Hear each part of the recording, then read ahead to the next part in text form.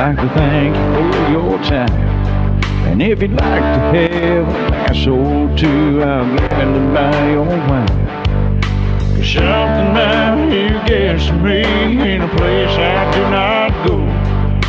I'd like to take advantage, but I think I'll go on home alone. Yeah, I'm used to that. A while back, I was really surprised to find out that some Pennsylvania Railroad cars I had ordered came really nicely lighted with interior. And I thought, well, I'd like some prototypical locos to go with it. I had a couple of GG1s already, but I do love the old Bulldog E-Series EMDs. But then I ran into something. Turns out, as much as I know trains, which might not be a lot, I had no idea how common train phones and their antenna were on the Pennsylvania lines. Then I come to find out that most model train manufacturers have never bothered to put those antennae on their Pennsylvania Railroad engines. I've said before that I prefer a reasonable representation over hyper-detailing. If a miniature looks good, great. But an omission like this, on so big a part of a major railroad, I'm going to notice, and that's going to bug me. Maybe I could add my own. I do a lot of 3D printing. I could print antenna. Well, that was plan A, and plan A did not work. Turns out, in that scale, everything I came up with was just too fragile to work with. And as much as I tried to get around it, I could not avoid drilling into the locomotive shell to make something stick. That brings us to plan B. Aftermarket radio antenna supports from a company called CalScale. But that means that I do have to drill. And if I'm going to drill, I have to do it right. Especially with locomotives this old and this hard to come by. They haven't been made in years. All I had to do was upload a picture to one of the CAD programs that I used to design files. Scaled it to match, trial and error printing, came up with this. In fact, this video is actually the 4th engine I've done this on. Initial fears notwithstanding, turns out to be a whole lot easier than I thought it would be. I can't say I'd recommend it. I know I wouldn't try it. But I can't say that someone might not be able to do this free-handed. Me, I'm going to use a guide.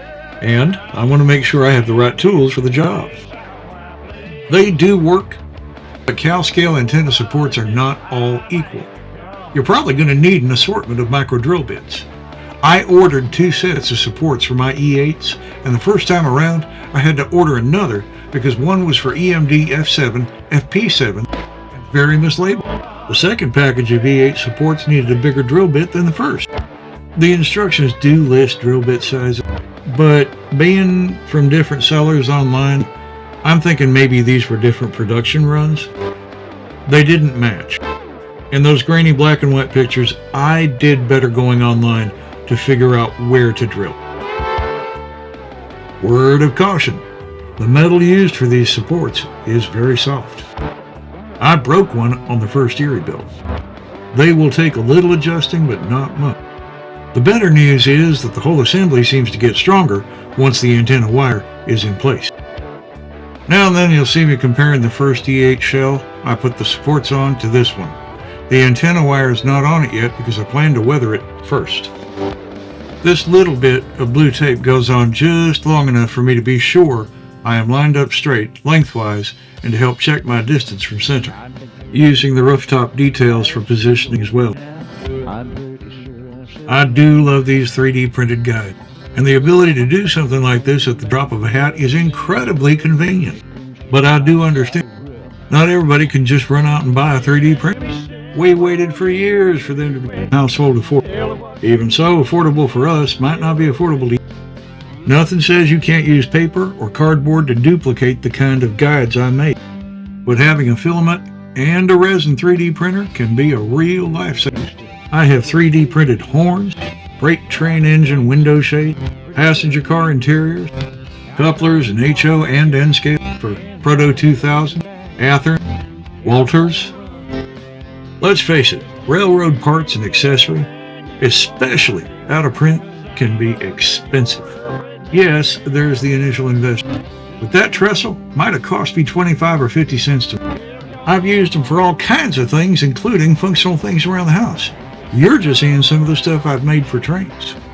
And as far as software to create files, none of the names I mentioned are sponsoring me.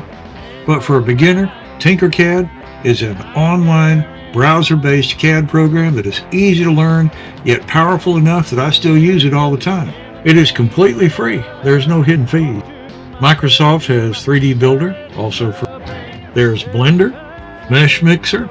Those two offer licensed versions. I haven't found a need for them yet. Do you a little research on Blender. That is one powerful program that is used for an awful lot of things. And then there's the programs to help you print those files. Cura, Cheeto Box. You don't have to spend a penny on this stuff. And they all have free online tutorials. On this particular set of engines, it so happens that the drill guides will not lay flat where I need to drill. On the Erie builds, I could put them right over. The guides still work, but I have to drill a little closer to center by lining up next to and crosswise to the holes in the guides rather than drilling through them. I understand that may sound confusing. I'm not sure I said it right myself, but you can see what I'm doing. I got the templates straight and eyeballed just where I want to drill against rather than through them. The bit lined up with the holes in them in a straight line, end to end. I can't stress enough, measure, look again. Be sure those holes are where you want them. I intend to weather this engine, and weathering can hide mistakes, but some things you can hardly undo. That can be costly or even impossible.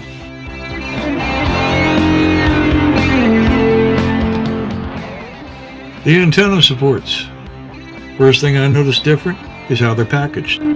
The other 3 sets I've already used were loosely packaged. At first I couldn't even tell if I had to snap them apart or not. What I find is that they're strung together tightly on some kind of wire. What I'm not sure of is how to get them off that wire. Best I can tell, both ends are flattened like a micro nail head. My number 2 X-Acto works on almost anything. It didn't even touch this wire, barely scratched it, if at all. I could tell because had it nicked it, at least it would bend, maybe snap.